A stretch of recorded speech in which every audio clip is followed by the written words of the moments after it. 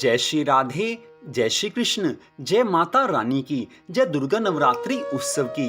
मंदिर श्री बंसी वाले महात्मा यूट्यूब चैनल की ओर से हम आप सभी भक्तों का हार्दिक अभिनंदन करते हैं। तो जैसा कि आप सभी जानते हैं कि इस वर्ष 2022 में मां दुर्गा के नवरात्रि उत्सव 2 अप्रैल दिन शनिवार से आरंभ हो चुके हैं और इन नवरात्रों के दिनों में श्री दुर्गा सप्तशती का पाठ सुनने मात्र से माता रानी की अनंत कृपा मिलती है। वैसे तो श्री दुर्गा सप्तशती का पाठ कभी भी किया जाए माता रानी की कृपा मिलती है, लेकिन विशेष रूप से नवरात्रों के दिनों में श्री दुर्गा सप्तशती का पाठ करने मात्र से या सुनने मात्र से माता रानी सदा अपने भक्तों की रक्षा करती हैं। माता रानी अपने भक्तों की सभी मनोकामनाएं पूरा करती हैं। तो आज हम आपको सुनाने जा रहे हैं श्री दुर्गा सप्तशती के 3रे अध्याय की परम पावन कथा।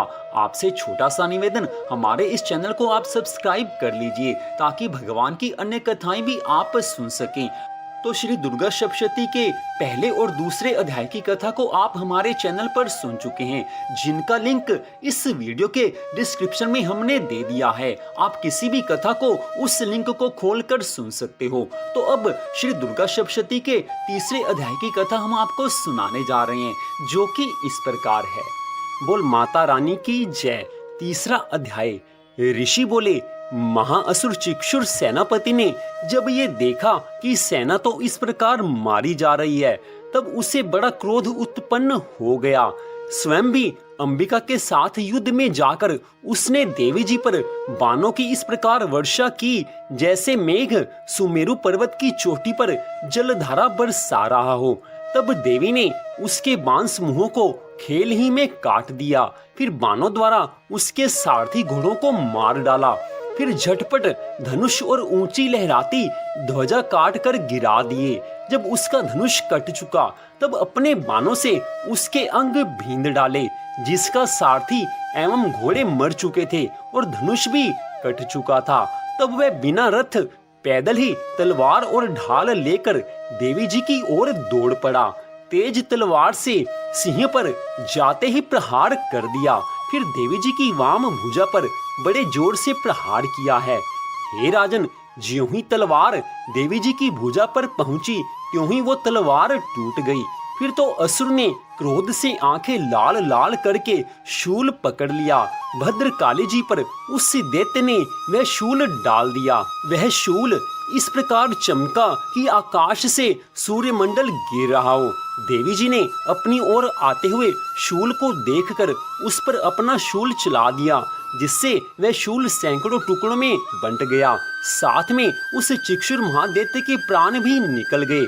जब महिषासुर का बलवान सेनापति मर गया तब देवशत्रु चामर हाथी पर सवार होकर आ पहुंचा। आते ही उसने मां अंबिका देवी पर शक्ति का प्रहार कर दिया। श्री देवी जी ने हुंकार द्वारा ही मारकर तेजहीन कर उसे नीचे गिरा दिया। अपनी शक्ति को गिरा हुआ देखकर चामर को बड़ा क्रोध आ गया। उसने शूल का प्रहार कर दिया। शूल को भी देवी जी ने बाणों द्वारा टुकड़े टुकड़े कर डाला। तब सिंह भी उछलकर हाथी के मस्तक पर चढ़ बैठा है। फिर दैत्य के साथ युद्ध करने लगा। वे दोनों परस्पर लड़ते लड़ते उस हाथी से नीचे पृथ्वी पर आ गए। भयंकर प्रहारों से परस्पर युद्ध करने लगे। तब बड़े वेग से सिंह ऊपर को उछला है। ऊपर आकाश से नीचे की ओर गिरते गिरते पंजों के प्रहार से चामर दैत्य का सिर धड़ से पृथक कर डाला। देवी जी ने शिला और वृक्ष आदि से युद्ध में उदग्र को मार डाला। फिर कराल को भी दांत मुक्का एवं थप्पड़ों के प्रहार द्वारा मार गिराया।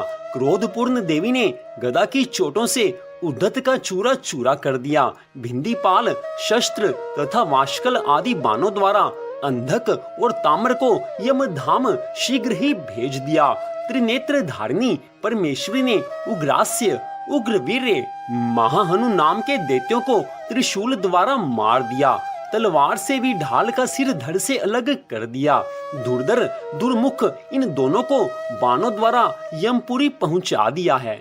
इस प्रकार अपनी सेना का नाश होता देखकर भैंसे का रूप बनाकर महिषासुर उन गणों को डराने लगा। कुछ एक गणों पर खुरों से प्रहार करने लगा। किन्हीं को पूंछ से तोड़ा और दूसरों को सींगों से फाड़ा। कुछ एक को वेग द्वारा, दूसरे को सिंहनाद द्वारा, घूमने से अन्यों को श्वास वायु द्वारा पृथ्वी पर गिराया। इस प्रकार गण सेना को गिराकर वह महिषासुर सिंह की ओर झपटा है। ज्यों ही सिंह को मारने लगा त्यों ही माँ जगदम्बा को बड़ा क्रोध उत्पन्न हुआ है। इधर महापराक्रमी महिषासुर भी क्रोध से पृथ्वी तल को अपने खुरों से खोदने लगा। फिर अपने सींगों से बड़े ऊंचे ऊंचे पहाड़ उठाकर फेंकने लगा तथा साथ में गर्जने लगा। वेग के साथ घूमने पर पृथ्वी क्षुब्ध होकर फटने लगी। उसने पूंछ से समुद्र पर प्रहार किया, जिससे क्षुब्ध होकर समुद्र पृथ्वी को चारों ओर से डुबोने लगा। चलायमान होते हुए सींगों के द्वारा छिन्न भिन्न हुए बादल टुकड़े टुकड़े हो गए। उसके श्वासों की कठोर वायु से उड़ते हुए सैकड़ों पर्वत आकाश से गिरने लगे हैं। इस प्रकार क्रोधपूर्ण उस महादैत्य को अपनी ओर आता देखकर मां चंडिका उसे मारने के लिए आज क्रोध में आ गई हैं। कुपित चंडिका ने उसकी ओर पाश फेंका है, उसके द्वारा उस दैत्य को बांध लिया। तब तो उस महायुद्ध में बंधे हुए उस दैत्य ने अपना महिष भैंसे के रूप का त्याग कर दिया, झटपट सिंह के रूप में आ गया। ज्यों ही चंडिका उसका सिर काटने लगी तब तो वह तलवार हाथ में लिए पुरुष दिखाई देने लगा। तब शीघ्रता से तलवार ढाल वाले उस पुरुष को अपने बाणों से देवी ने बींध डाला। तब वह एक हाथी के रूप में आ गया, अपनी सूंड से उस महान सिंह को खींचा, फिर गर्जने लगा। उसके खींचते समय अपनी खंग के द्वारा देवी ने उसकी सूंड को काट दिया। फिर वह महादैत्य भैंसे के रूप में आ गया। इसी प्रकार चराचर त्रिलोकी को सताने लगा। उस समय जगत माता चंडिका क्रोध में आकर फिर उत्तम मधुपान करने लगी, लाल लाल नेत्र करके हंसने लगी हैं। वह दैत्य भी पराक्रम के मद में उन्मत्त होकर गर्जना करने लगा। अपने सींगों से उठाकर पहाड़ देवी की ओर फेंकने लगा। देवी जी ने भी अपने बाणों के समूह से उसके फेंके हुए पर्वतों को चूर चूर कर दिया। इसके पश्चात लाल लाल मुख वाली माँ चंडिका उस असुर से कहने लगी हैं कि हे मूढ़, जब तक कि मैं मधुपान कर लूं तब तक तू क्षण भर के लिए गरज ले। मेरे द्वारा संग्राम भूमि में तेरा वध हो जाने पर तो शीघ्र ही देवता भी गरजने लगेंगे। ऋषि कहने लगे हैं कि इस प्रकार कहकर देवी जी उड़कर उस महादैत्य पर चढ़ गई। पांव से दबाकर दैत्य के कंठ पर त्रिशूल से आघात किया। देवी के पांव से दबे हुए उस दैत्य ने अपने मुख से बाहर निकलने का प्रयत्न दूसरे रूप से किया। अभी आधा निकला था कि देवी जी ने अपने पराक्रम द्वारा वहीं रोक लिया। आधा निकलकर भी उस दैत्य ने युद्ध करना आरंभ किया है। तब देवी जी ने अपनी तीखी तलवार से उसका सिर काट कर नीचे गिरा दिया है। उस समय सारी दैत्य सेना हाहाकार करने लगी। तब उस सारी सेना का भी देवी जी ने नाश कर दिया। सभी देवता अत्यंत प्रसन्न हुए हैं। दिव्य महर्षियों के साथ देवता लोगों ने माँ की स्तुतियां की हैं। गंधर्व राज गायन करने लगे हैं और साथ में अप्सराएं नाचने लगी हैं। तो इस प्रकार श्री दुर्गा सप्तशती के तीसरे अध्याय की कथा का यहीं पर विश्राम होता है। मंदिर श्री बंसी वाले महात्मा यूट्यूब चैनल की ओर से इस कथा को आप सुन रहे थे, तो इस कथा को सुनने के लिए आप सबका हार्दिक धन्यवाद। भगवान श्री राधा कृष्ण जी की, माता रानी की कृपा सदा आप सब पर, आपके परिवार पर बनी रहे। इसी मंगल कामना के साथ जय श्री राधा रानी सरकार की, जय श्री कृष्ण भगवान की, जय माता रानी की, जय जय श्री राधे, जय जय श्री राधे, जय जय श्री राधे श्याम।